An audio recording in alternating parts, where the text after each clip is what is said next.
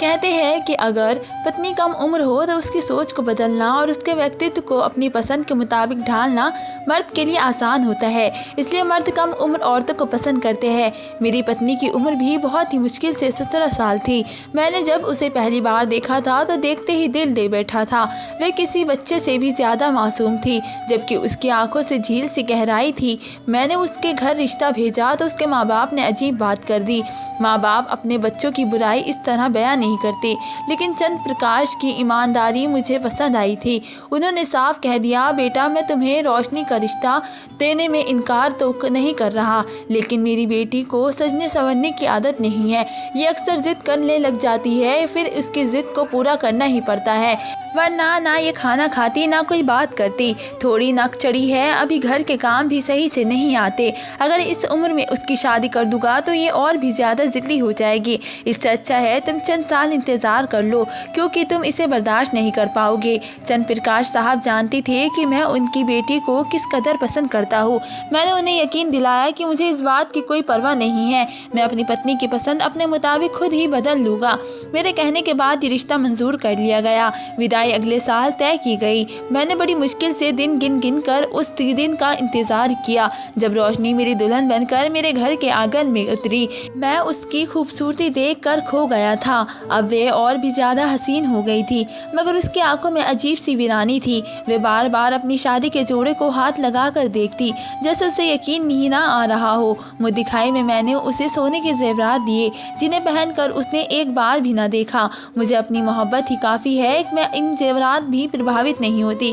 रोशनी का ये रवैया देखकर मुझे उसके बाबा की बात याद आई, लेकिन ऐसी क्या बात थी कि रोशनी मेरा तोहफा तक स्वीकार नहीं कर पा रही थी, और शादी के जोड़े इस कदर हैरत से तकती कि मुझे उस पर शक होने लगा कि कहीं ये कोई पागल या मानसिक रोगी तो नहीं है। बड़ी मुश्किल से इसने चंद घंटे उस जोड़े में गुजारे और फिर उठकर सादे कपड़े पहन लिए, अपना मेकअप उतार लिया और हाथ मुँह धोकर घर में बने मंदिर में स्थित शिव जी के सामने खड़ी हो गई। मैं उसे हैरत से देखने लगा। ये लड़की बहुत ही गुड़ी है, या मेरे सामने गुड़ी होने का ड्रामा रचा रही है, मैंने दिल में सोचा और कमरे से निकल गया। मेरा मूड ऑफ हो चुका था। शादी की सुबह मैंने रोशनी को सादा कपड़ों में देखा तो मेरे माथे पर बल पड़ गए। मुझे अब उस पर गुस्सा आ रहा था। रोशनी इतनी भी सादगी अच्छी नहीं, तुम तो जानती हो मुझे फैशनेबल लड़कियां पसंद है। आज शाम को हमारी दावत है, तुम्हें इस तरह नहीं करना चाहिए। खूबसूरत लगना हर एक का हक है, और फिर तुम तो अच्छी खासी शक्ल सूरत की मालिक हो, क्यों अपना हुलिया बिगाड़ रही हो। मेरी बात पर रोशनी मुस्कुरा कर बोली, मैं आपकी हर बात मानूंगी राजेश, लेकिन उसके लिए एक शर्त है। हफ्ते में आपको एक बार मेरी बात मानना होगी, बाकी दिन मैं आपकी बात मानूंगी। ठीक है, मैं तुम्हारी बात मान लूँगा। फिलहाल तुम तैयार हो जाओ, हमें अभी नाश्ते के लिए जाना है। मैंने रोशनी से कहा तो वह अपने बाल बनाने लगी, लेकिन उसने अपने कपड़े नहीं बदले। उन्हीं सादे कपड़ों में नीचे मेहमानों के सामने नाश्ता करने आ गई। मुझे रोशनी का ये रवैया बहुत ही अजीब लग रहा था। थोड़ी देर के बाद जब मैं अपने कमरे में आया तो रोशनी से सख्ती से पेश आया।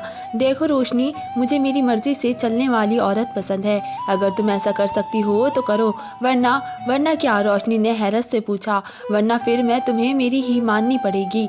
अपनी मर्जी से ज़िंदगी नर्क बनाने का कोई फ़ायदा नहीं।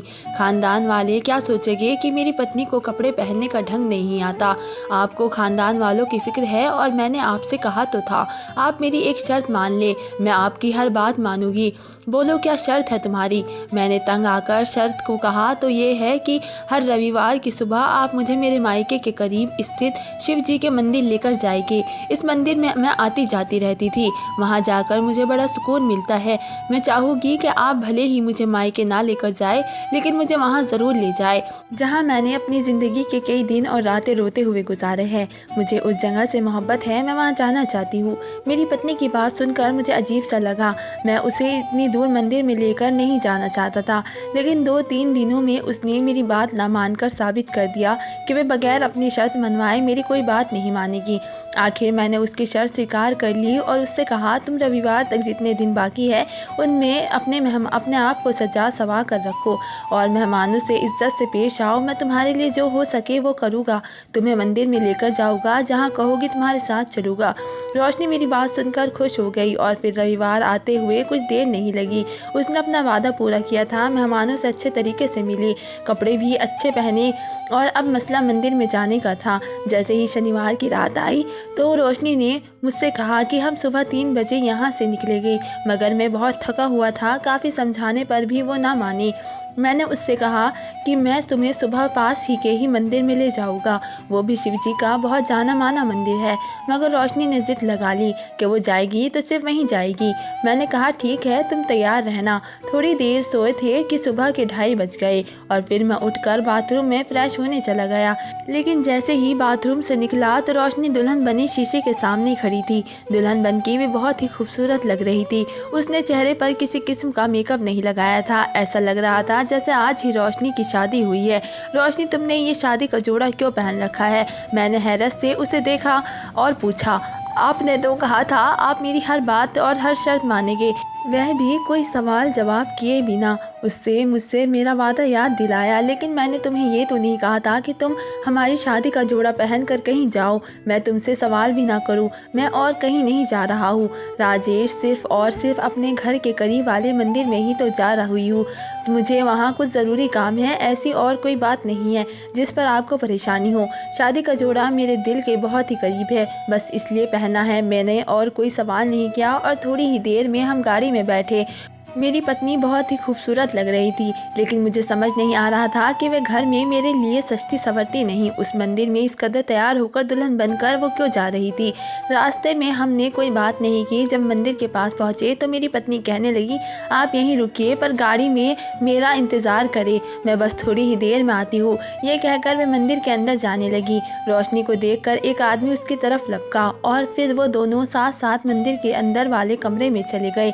मैं हैरान और परेशान ये मंजर देखता रहा, लेकिन फिर भी मैं वहीं खड़ा रहा और रोशनी के आने का इंतज़ार करने लगा। मैं उससे पहले कि रोशनी पर शक करता, अपनी माँ की बात याद आ गई। देखो बेटे, मैं रोशनी को इतना पसंद तो नहीं करती, हाँ, लेकिन मैं इतना जानती हूँ कि वह बहुत किरदार लड़की नहीं है, क्योंकि उसकी तुमसे दिलचस्पी कम है, मगर ये सिर्फ और सिर्फ उसका बचपना है, वरना तो एक गुड़ी लड़की है। मैं माँ की बातों से संतुष्ट हो गया था। मेरी पत्नी तकरीबन 2-3 घंटे मंदिर के अंदर ही मौजूद रही। आज मंदिर में रोज़ाना से भी ज़्यादा भीड़ थी, इसलिए मैं अंदर नहीं जा सका। तकरीबन 2-3 घंटे गुजरने के बाद मंदिर के उसी दरवाजे से वो मुझे बाहर आती दिखाई दी। मैंने हैरत से उसकी तरफ देखा, जबकि मेरा चेहरा खुशी से भरा हुआ था। अलबत्ता उसके वजूद को देखकर मुझे हैरत हुई, जहां अब हमारी शादी वाला जोड़ा नहीं था, बल्कि एक कौन सा सफ़ेद रंग का लिबास था। रोशनी, तुम हमारी शादी का जोड़ा कहाँ छोड़ आई? वो गाड़ी के करीब आई तो मैंने उससे गाड़ी में बैठते ही सवाल किया। शादी का जोड़ा मैंने किसी को दे दिया है, परमात्मा हमें और देगा। तुम्हें यकीनन मजाक कर रही हो, तुम अपनी शादी का जोड़ा किसी को नहीं दे सकती। वे जोड़ा बहुत ख़ास है, मैंने इतनी मोहब्बत से बनवाया था, क्या तुम सब भूल गई हो?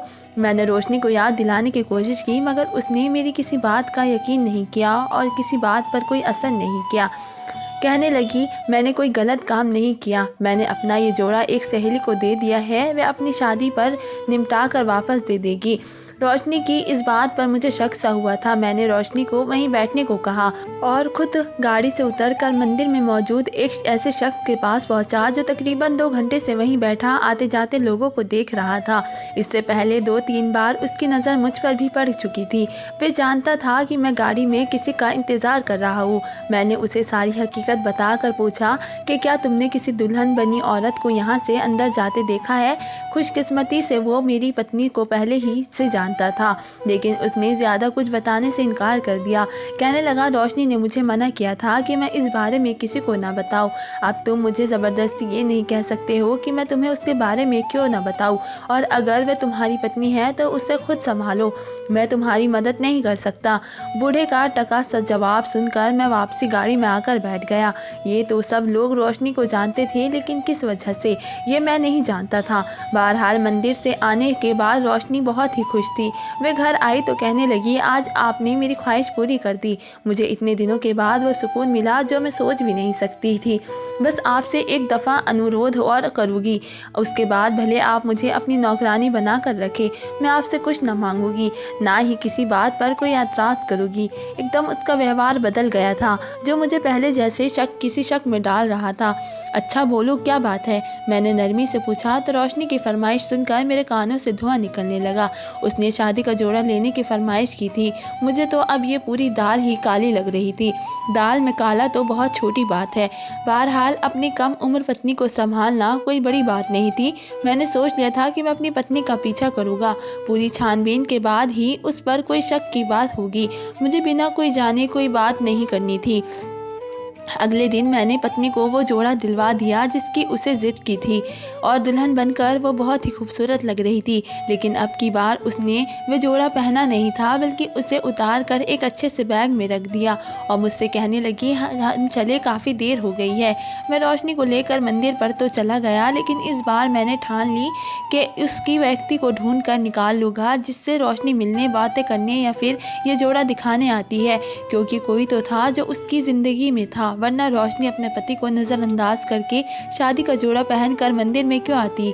आज भी रोशनी ने एक बैग में शादी का जोड़ा डाल कर रखा हुआ था, जो वो बहुत ही अपने साथ लेकर आई थी। इसका मतलब अंदर जाकर उसने ये जोड़ा पहनना है, मैंने दिल में सोचा। जब रोशनी गाड़ी से उतरकर मंदिर की तरफ बढ़ी तो मैं भी उसके पीछे पीछे गया, और आज मैं उसका राज जानकर रहूँगा, मैंने सोचा, और रोशनी के अंदर जाते ही उस दरवाजे के करीब जाकर खड़ा हो गया जहाँ से रोशनी अंदर गई थी। वहाँ पर दो अजीबोगरीब किस्म के आदमी खड़े थे। मंदिर का ये हिस्सा बिल्कुल वीरान था, यहाँ पर लोग भी नहीं थे और जगह भी अच्छी नहीं थी। मैं उस दरवाजे से अंदर जाने लगा कि एक आदमी ने आगे बढ़कर मुझे रोक लिया। आप अंदर नहीं जा सकते, यहाँ सिर्फ इजाज़त लेकर ही अंदर जाया जा सकता है, उस आदमी ने कहा। तो मैं उस पर चिल्ला उठा, तुम कौन होते हो मुझे रोकने वाले? मेरी पत्नी अंदर गई है, मैं उसे लेने के लिए यहाँ पर आया हूँ, तुम मुझे रोक नहीं सकते। उसने कहा कि यहाँ पर कोई शादीशुदा औरत नहीं आती, जो आती है वो सब कुंवारी लड़कियाँ आती है, और अगर आपको फिर भी यकीन नहीं है तो बाहर ही इंतज़ार करें, जब वे आएगी तो मिल लेना। ये क्या बकवास कर रहे हो? मैंने उस आदमी का गिरबान पकड़ लिया। तुम जानते भी हो तुम किससे बात कर रहे हो? मैं उस शहर का एक मशहूर बिजनेसमैन हूँ। मेरी पत्नी अंदर गई है, अब तुम यहाँ से हटोगे या तुम्हारा भेजा उड़ा दूँ, मैंने उसे धमकी देने वाले अंदाज में कहा। तो 2-3 लोग और भी आ गए। आप क्या यहाँ पर क्या कर रहे हो? आप तो अच्छे भले आदमी लगते हो। एक आदमी ने आगे बढ़कर मुझे हटाने की कोशिश की। मैंने उसे बताया कि मेरी पत्नी अंदर गई है। कहने लगा, यहाँ सब यही कहते हैं, लेकिन हम बगैर इजाज़त आपको अंदर नहीं जाने देंगे, और अगर अभी भी आपको समझ नहीं आई तो जो तुमसे होता है वो कर लो, और लेकिन अंदर जाने का तो सवाल ही पैदा नहीं होता। मैं उन लोगों की बात सुनकर डर गया था। ये तादाद में ज़्यादा थे, फिर उनमें से कुछ बुजुर्ग भी थे। मैं किसी को कुछ नहीं कह सकता था। मैं मजबूरन गाड़ी में आकर बैठ गया। 3 घंटे बाद रोशनी बाहर निकली। उसी तरह सादे कपड़े में मैंने देखा कि उसके चेहरे पर वही मासूमियत थी, लेकिन अब की बार मैं उस पर यकीन करने वाला नहीं था। उसकी गाड़ी में बैठते ही मैं उस पर चिल्ला उठा, रोशनी ये क्या तरीका है? मैं तुम्हारे पीछे मंदिर में आया तो उन लोगों ने मुझे वहाँ पर कमरे में दाखिल भी नहीं होने दिया। तुम मुझे ये तो बताओ कि तुम वहाँ करने क्या चाहती हो? तुम्हारा पति होने के नाते मुझे ये जानने का हक है। आप मुझ पर शक कर रहे हैं? रोशनी ने परेशानी से कहा। हाँ, कर रहा हूँ। अगली बार मैं तुम्हारे साथ आऊँगा और देखूँगा कि तुम यहाँ पर क्या करने आती हो। अब ये मत कह देना कि तुम्हारा काम खत्म हो गया है। मैं हकीकत जाने बगैर पीछे नहीं हटूंगा। मेरी बात पर रोशनी की आंखों में आंसू आ गए। इससे पहले वो रोने धोने का नाटक शुरू करती, मैंने गाड़ी आगे बढ़ा दी। अब मेरी भी बर्दाश्त खत्म होती जा रही थी। 1-2 दिन में रोशनी से ये बात भूल गई थी। मैं भी खुश था कि अब शायद रोशनी मंदिर में जाने की जिद नहीं करेगी। चलो, अगर उससे गलती का एहसास हो भी गया तो मैं उसे माफ़ कर दूंगा। लेकिन शनिवार का दिन आते ही रोशनी ने जिद शुरू कर दी। राजेश, मुझे दुल्हन का जोड़ा लेना है, आप मेरे साथ बाजार चले। अब की बार मेरा व्यवहार नर्म था, क्योंकि रोशनी मेरे साथ जाने पर राजी थी। उसे कोई एतराज़ नहीं था कि मैं उसके साथ जाऊं। थोड़ी देर के बाद बाजार पहुंचकर हमने दुल्हन का एक खूबसूरत सा जोड़ा पसंद किया और हम लोग मंदिर की तरफ चल पड़े। रोशनी में जोड़ा लेकर बहुत ही खुश लग रही थी। देखो राजेश, वहाँ किसी मर्द को जाने की इजाज़त नहीं है। मैं आपको साथ तो लेकर जा रही हूँ, लेकिन आपसे विनती करती हूँ कि आप अपनी नज़र नीचे रखिएगा। रोशनी की बात सुनकर मैं संतुष्ट हो गया। लगता है मेरा शक गलत साबित हो जाएगा। मंदिर पहुंचकर रोशनी ने मुझे अपने साथ लिया और उसी दरवाजे से दाखिल होने लगी।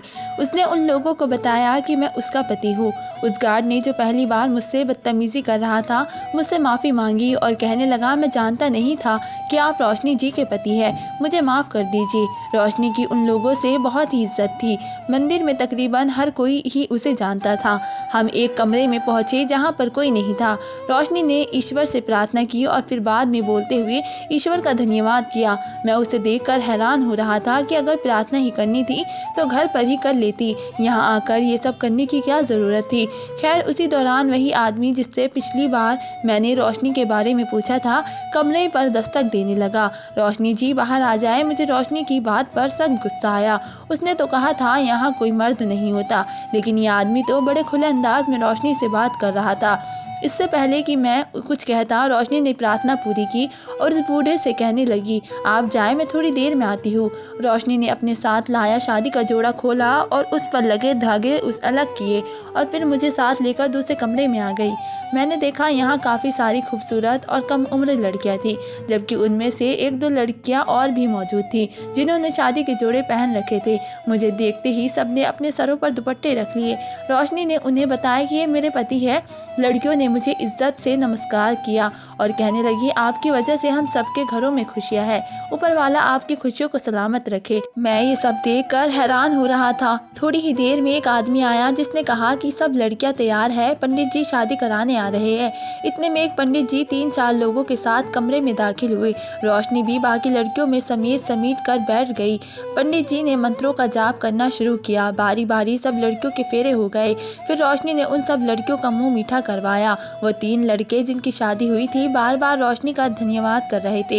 रोशनी ने फक्र से मुझे देखा और बोली, ये सब आपकी वजह से हुआ है। आप मुझे जानते हैं कि मैं शुरू से ही धर्म में रुझान रखती हूँ। मुझे ईश्वर की पूजा पाठ के अलावा लोगों के टूटे हुए दिलों को जोड़ने का भी बहुत शौक था। मैं जब से मंदिर में आने लगी थी, मुझे ऐसा लगा कि हर शख्स यहाँ सुकून ढूंढने आता है। मैं यहाँ मौजूद लोगों को सुकून देना चाहती थी। मुझे यहाँ जो लड़कियाँ या लड़का रोता मिलता था, मैं उसे तसल्ली देती और कहती कि तुम्हारी ज़िंदगी में खुशी आएगी। वे मेरी बात पर यकीन कर लेते। मैं किसी दूसरे टूटे हुए दिलों के साथ लड़के या लड़की की शादी का इंतज़ाम कर देती। यहाँ पर ज़्यादातर लोग लावारिस घरानों से आते हैं और कोई उन्हें पूछने वाला नहीं होता। इसमें क्या बुराई है कि 2 लोग आपस में एक हो जाए तो वे कई पाप से बच जाएंगे। बस मैंने अपनी शादी का जोड़ा कुर्बान करने के बाद से इस रस्म की शुरुआत की थी। शादी का जोड़ा पहनकर इसलिए आई थी कि मैं उसे ज़्यादा देर तक अपने साथ रखना चाहती थी। मैं उसे आखिरी बार पहनना चाहती थी। उसके बाद भी जो जोड़े मैंने लिए उन्हें मैंने पहन कर नहीं देखे, सिर्फ अपने साथ लेकर आती थी। इन लड़कियों को दहेज नहीं दिया जाता, ना ही उनकी शादी में कोई और खूबसूरती और सजावट की जाती है। एक शादी का जोड़ा ही उन्हें खास बनाता है। बस इसलिए ही मैं हर हफ्ते आपसे शादी का जोड़ा मंगाती थी, क्योंकि हर हफ्ते किसी न किसी की शादी होती थी। रोशनी ने ये कहकर अपनी बात पूरी की तो मैंने शर्मिंदगी से नज़रें झुका ली कि मैंने अपनी पत्नी पर शक किया और खामखा उसे बदकिरदार समझा, क्योंकि वे तो लोगों को गंदे पाप करने से बचा रही थी। तो दोस्तों, ये थी हमारी आज की कहानी। क्या लड़की ने अपने पति को पहले ना बताकर सही किया, या उसने अपने पति को ना बताकर गलत किया और ये उसकी कम उम्र की नादानी की वजह से हुआ है?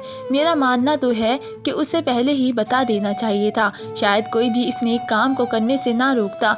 आपकी क्या राय है? कमेंट बॉक्स में हमें ज़रूर बताएं। वीडियो को लाइक करें, चैनल को सब्सक्राइब करें। मिलते हैं एक नई कहानी के साथ। तब तक के लिए धन्यवाद।